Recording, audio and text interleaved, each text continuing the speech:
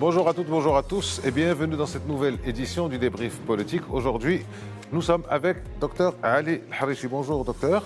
Bonjour. Vous êtes doyen de l'Institut de sciences politiques de l'Université Mondiapolis. Vous êtes constitutionnaliste. Vous vous doutez de quoi nous allons parler, donc des élections, de la nomination de M. Akhnouch par Sa Majesté le Roi, qu'il a chargé donc de former la nouvelle majorité et le gouvernement qui ira avec. Alors, avant de commencer de rentrer dans les détails, scénario, explication du vote, etc., la nomination royale était attendue. C'est devenu une tradition. 48 heures après, c'est le chef du parti arrivé en tête.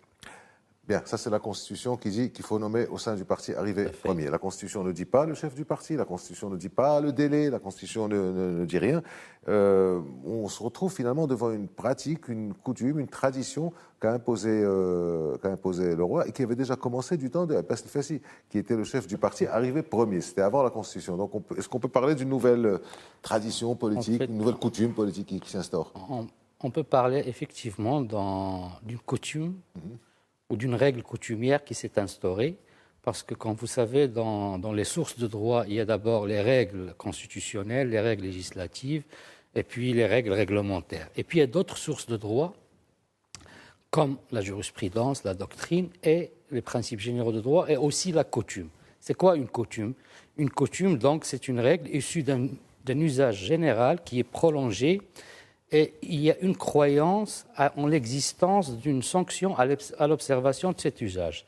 Il repose sur deux éléments constitutifs qui sont donc l'élément matériel et l'élément psychologique. L'élément matériel, c'est-à-dire l'usage durable, constant, qui se fait. Et puis l'élément psychologique, c'est l'élément de la croyance, c'est-à-dire que l'opinion publique ou l'opinion c'est-à-dire la communauté croit que c'est une règle obligatoire. Donc cette coutume-là devient une règle de droit, la seule condition qu'il ne doit pas s'opposer à la loi. Donc cette coutume ne s'oppose pas à la loi, l'article 47 elle est respecté, et donc c'est une coutume de droit qui s'est instaurée, donc qui se répète, qui est constante et qui est aussi donc dans l'esprit, donc qui devient dans l'esprit et dans ce qu'on appelle l'élément psychologique, un élément constitutif ou un élément plutôt de droit ou une règle de droit. Justement, en 2017, à l'époque du fameux blocage, on se rappelle, il y avait eu un communiqué extrêmement fort du cabinet royal, daté du 15 mars 2017, si ma mémoire est bonne, et disant que Sa Majesté, vu le blocage qu'il y a eu, Sa Majesté reste sur le premier parti, mais qui passe au numéro 2. Donc ça confirme qu'on est sur le leadership des partis. C'est aussi une coutume qui est faite, c'est-à-dire que, bon, éventuellement, si Aziz Akhnouch n'arrive pas à faire sa majorité, on passerait à quelqu'un d'autre du parti. Éventuellement, je ne pense pas que cette fois-ci, M. Akhnouch n'arriverait pas à faire sa majorité, mais c'est dans l'esprit de la loi. C'est dans l'esprit de la loi, le texte ne l'interdit pas, et le texte il est clair, l'article 47, il dit, le roi, donc le chef de l'État, il nomme du parti qui est venu premier donc, au niveau des législatives, c'est-à-dire de la Chambre basse.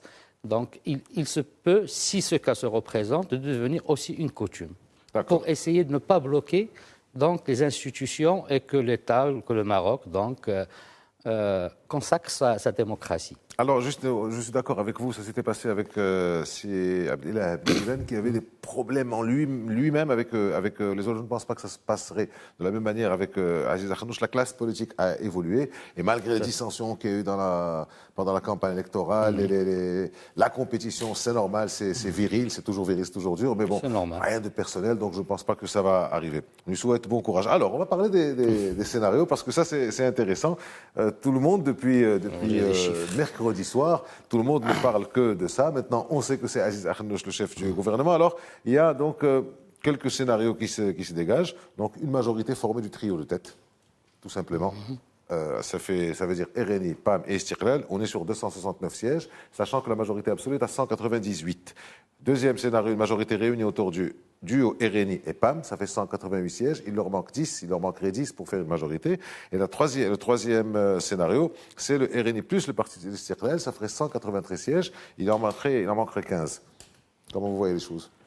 Bon, vous savez, dans la vie politique, ce n'est pas seulement une question de nombre. Il y a beaucoup d'acteurs et de paramètres qui rentrent en jeu.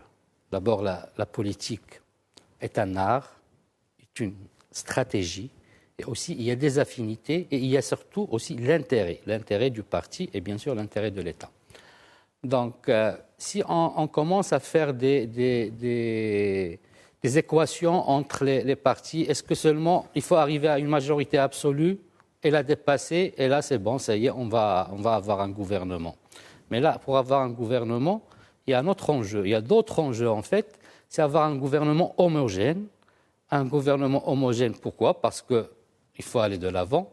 Un gouvernement homogène qui pourra traduire toutes les promesses électorales, donc sur le plan réel, dans des projets de loi et des lois donc, qui vont venir, et aussi avoir donc un gouvernement qui sera composé avec une certaine affinité et des idées directrices qui se rassemblent, qui vont dans le même chemin. Alors, je vous coupe un instant pour reprendre les termes utilisés par Aziz Akhannouch à la sortie du Palais Royal. C'est une majorité homogène, cohérente et dans la convergence des programmes. Eh bien, c'est très bien. Donc, dans la convergence des programmes, c'est pour avoir une cohérence. Donc là, le premier scénario me paraît un peu... c'est un scénario, on va dire, pas facile, c'est vrai, c'est 3 partis, donc une majorité... Scénario numérique, on va dire. Très numérique et une majorité très, très confortable. Mais là, allons sur ce scénario. Le problème qu'il peut y avoir, c'est que ces 3 partis qui ont beaucoup de sièges, donc qui ont une légitimité des urnes, et ils vont demander donc parce qu'il n'y a pas que le gouvernement. Déjà au gouvernement, ces 2 partis, le deuxième et le troisième, vont demander des ministères stratégiques, c'est-à-dire d'avoir des ministères stratégiques. Il va y avoir dans les négociations, il y a aussi le local et le régional, c'est-à-dire le communal et le régional. Il y a des mairies, les grandes villes, il y a aussi les régions. Donc tout cela va rentrer en jeu. Et à côté de cela, il faut dire qu'il y a un contrat social entre l'État et la société. D'accord? Et cette relation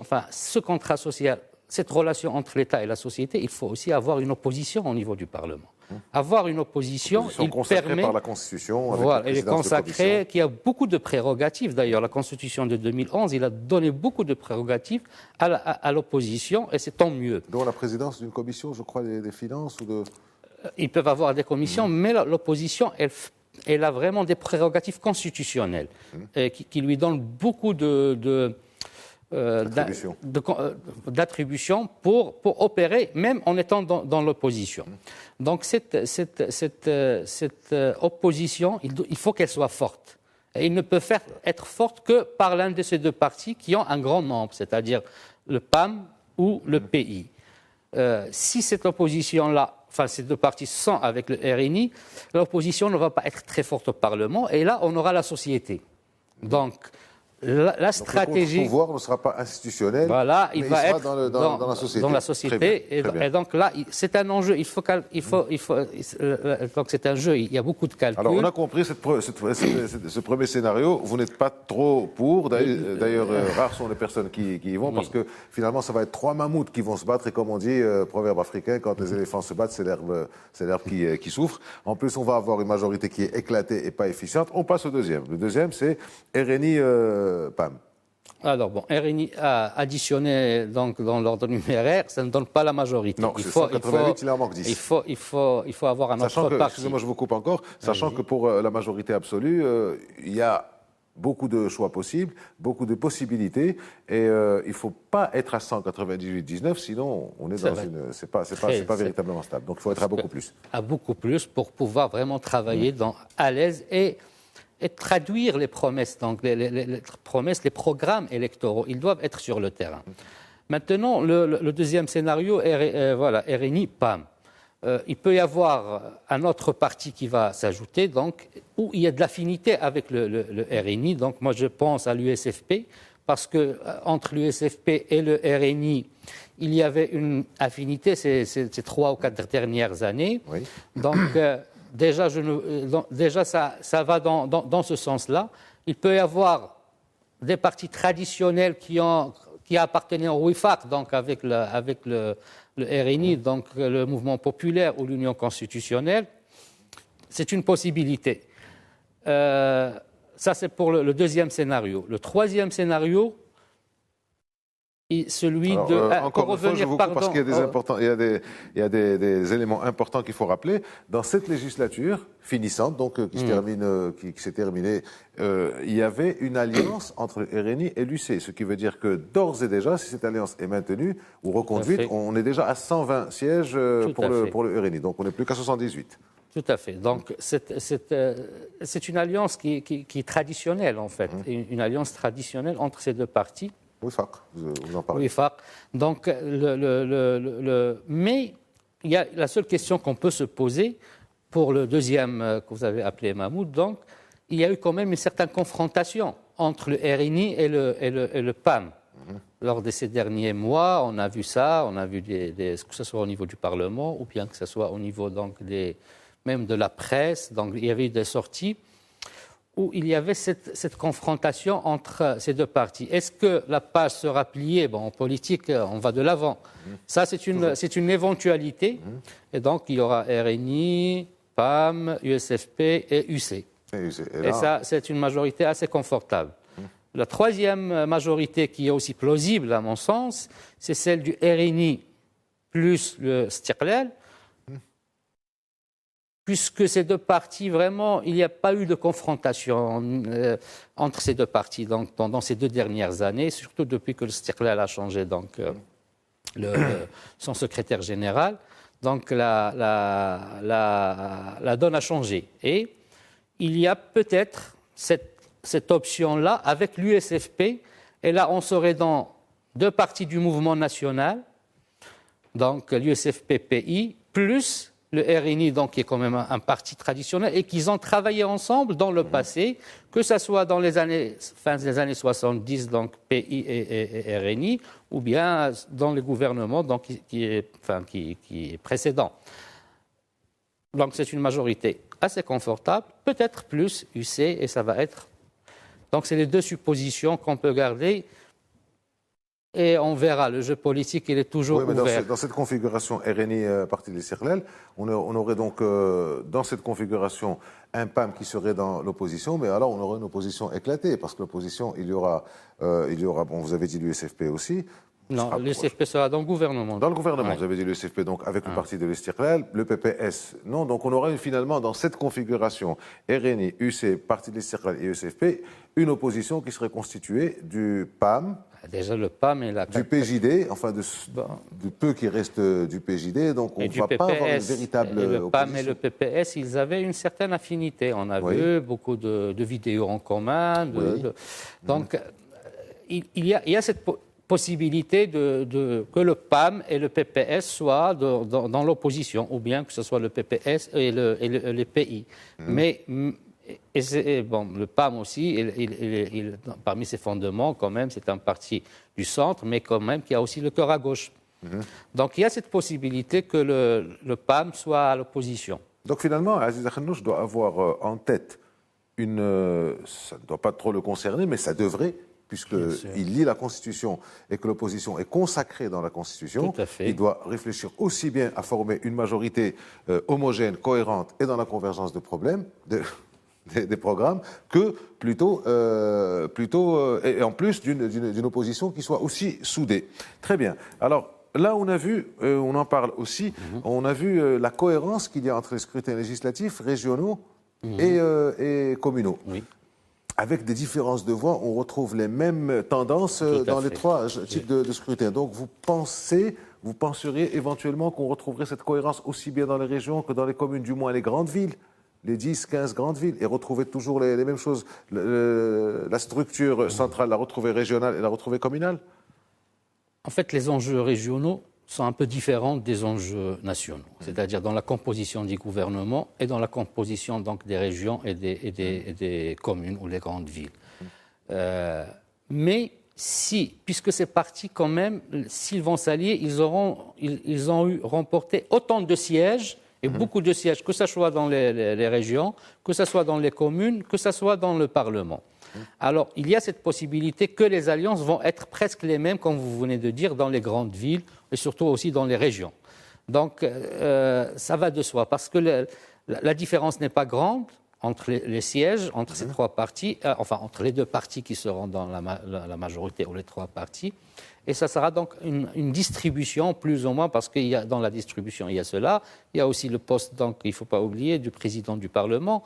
Nous avons la Chambre haute donc, au mois d'octobre, la présidence de la Chambre des conseillers. Tout cela va rentrer en jeu. Et la tendance qu'on a eue des résultats, ils concordaient dans le même sens. Vraiment, ils concordaient dans le même sens avec le RNI qui a doublé au niveau des communes, qui a doublé le nombre de conseillers communaux. La même chose au niveau des régions.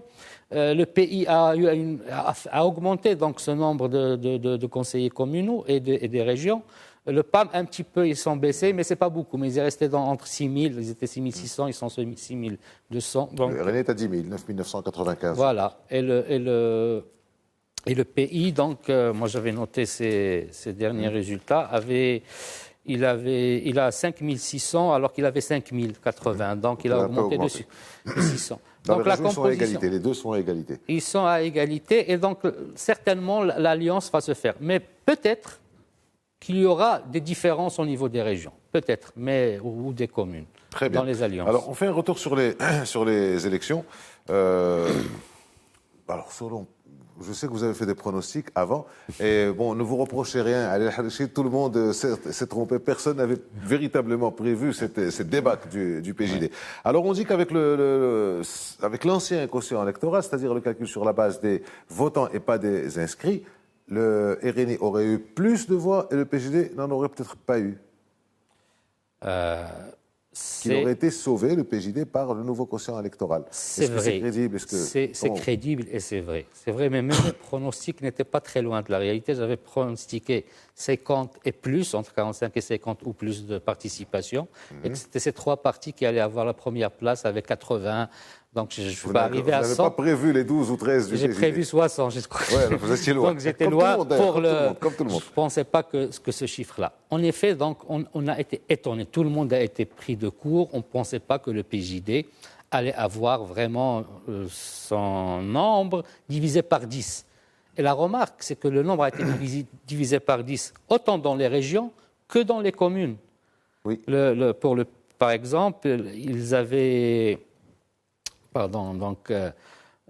ils avaient 5018, le PJD, dans les communes, conseillers communaux. Maintenant, ils n'ont que 700. Pour les régions, ils avaient 173, ils n'ont que 18. Ça a été divisé par 10 un peu partout. Donc, ils ne vont pas participer, que ce soit au niveau, c'est-à-dire à la majorité, que ce soit au niveau gouvernemental ou au niveau local. Maintenant, si on avait utilisé l'ancien quotient électoral, il est vrai, parce que quand on voit dans plusieurs circonscriptions, par exemple par rapport au PJD, où il a remporté des sièges, que ce soit dans la liste régionale donc consacrée aux femmes, ou bien dans certaines listes locales, c'est-à-dire de circonscriptions locales, il n'a pas été classé parmi les premiers comme en 2016 ou en 2011. Il est passé grâce à ce nouveau quotient électoral et à ce classement. Donc, c'est lui, enfin, quand on parlait des petits partis, qu'on disait c'est le petit parti, aujourd'hui, c'est lui qui a profité de cette donne. Pour le RNI... En tant que petit parti qu'il est devenu.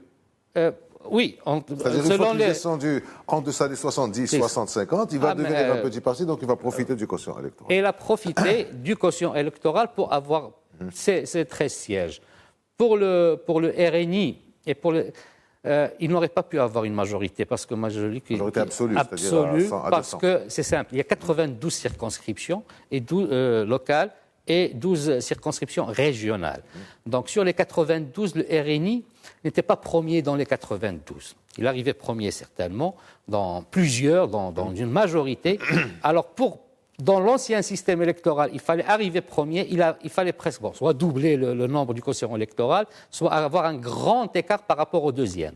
Donc déjà, pour avoir deux parlementaires par circonscription, puisque c'est entre 2 et 6, il fallait être premier et avoir. Donc ça te fait 184, et la même chose pour les régions. Donc la majorité absolue aurait été. Mais il aurait pu être à 140, 150, peut-être je dirais pas un pronostic. Maintenant, on peut parce que nous, on travaille sur les cautions et les résultats pour voir. Mais il faut vraiment avoir tous les résultats des circonscriptions et on pourra sortir peut-être après avec une publication sur cela, combien chaque parti aurait pu avoir avec l'ancien... Alors, un petit mot sur le PJD. Ça fait 10 ans donc qu'il dirige le gouvernement sans contestation, loin devant, surtout en 2016, 125 pour lui, 102 pour le PAM, et les autres, c'était les autres à moins de 50.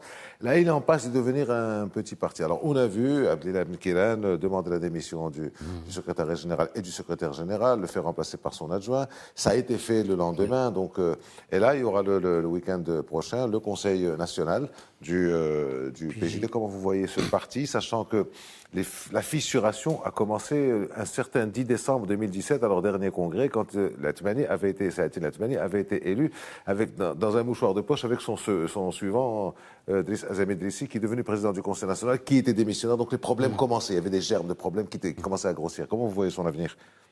En fait, on peut parler un peu de son passé. Si vous voulez, le PJD, comme dans plusieurs partis islamistes, si vous voulez, dans la région, sont arrivés vers la fin des années 60, début des années 70, après la fin du panarabisme, après, donc, on va dire, après ce moment-là, et il y a eu un petit groupe, un noyau qui s'est formé, et puis le noyau grandissait un peu au niveau des universités et des étudiants, qui était un peu contre le mouvement de la gauche. Ce mouvement est arrivé un jour, donc ils sont rentrés avec M. le Khatib, Dr Abdelkrim Khatib, donc ils ont intégré la vie politique normalement. Et ils ont grandi. Mais il faut savoir que ce parti-là, le noyau est resté presque le même. C'est le premier noyau. Donc, quand on a eu les résultats, c'est vrai qu'ils ont évolué 2002, 2007, c'était en passant de 9 à 42 à plutôt 47, et ils sont arrivés donc avec des chiffres très importants en 2011 et en 2016. Ce n'était pas vraiment le premier cercle. Ce sont des gens qui se sont identifiés à ce parti. Ce sont des gens qui se sont identifiés à ce parti dans le sens où ils voyaient en lui un parti soi-disant nouveau, propre, qui pouvait apporter le changement. Aujourd'hui, le parti va revenir peut-être à son noyau dur. Et à ce noyau dur, ça va prendre beaucoup de temps pour se reconstruire, et je ne pense pas, parce qu'il y a aussi un contexte régional. Ce n'est pas le seul parti dans la région, c'est-à-dire cette tendance-là, ça y est, elle est en train de partir. Il va peut-être changer ce noyau ne pourra plus devenir ce qu'il a été pendant ces 10 ans.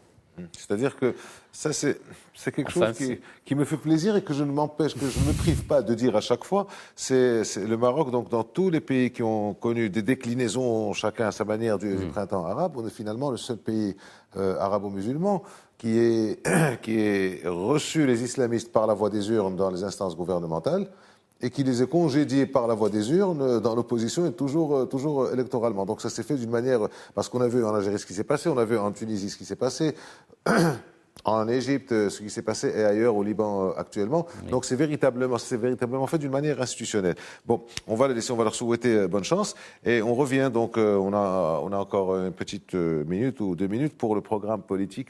Aziz Akhnouch parle de la convergence du programme politique. Vous avez lu le rapport de la commission Ben Moussa, vous avez lu le rapport du RNI. Est-ce qu'il y a le programme du RNI, est-ce qu'il y a une convergence déjà entre les deux? Certainement, les programmes des partis se sont mis en place selon les idées directrices du nouveau modèle de développement. Parce que à quoi appelle le nouveau modèle de développement? Il appelle à une relance économique, à une redistribution, c'est-à-dire à de l'emploi, et pour tous les secteurs sociaux. Donc les secteurs sociaux et la sécurité sociale. Tout cela, quand on voit le programme de Akhnouch, sur la digitalisation aussi. Oui, mais certainement, avec maintenant la pandémie, ça a tout l'air d'être... boosté. Voilà. Donc le programme du RNI ou même d'autres partis se sont insérés dans le nouveau modèle de développement, parce que quand Sa Majesté avait fait son discours il y a 2 ans sur la problématique que vit le Maroc, il a fait un diagnostic. C'est comme vous allez chez un médecin, il fait un diagnostic, il détecte des symptômes. Il y a deux types de traitements. Soit un traitement palliatif rapide pour enlever, mais la maladie est toujours là. Mais il fallait traiter les causes. Et je pense que le nouveau modèle de développement, il va dans ce sens. Et le parti qui est donc la majorité, puisque ça c'est le programme du RNI, plus les partis, doivent aller dans ce sens pour répondre aux revendications des Marocains et aux attentes des citoyens. Très rapide, avec une réponse tout aussi rapide. Vous pensez que cette majorité serait formée quand? Je pense que d'ici, dans une semaine maximum. Maximum. Ben, je pense, puisqu'il y a de l'entrée parlementaire. Si ce n'est pas le cas. Voilà. Merci Alain Harissi d'avoir été avec nous dans le débrief politique. Merci moi. à vous de nous avoir suivis. À la semaine prochaine. Merci.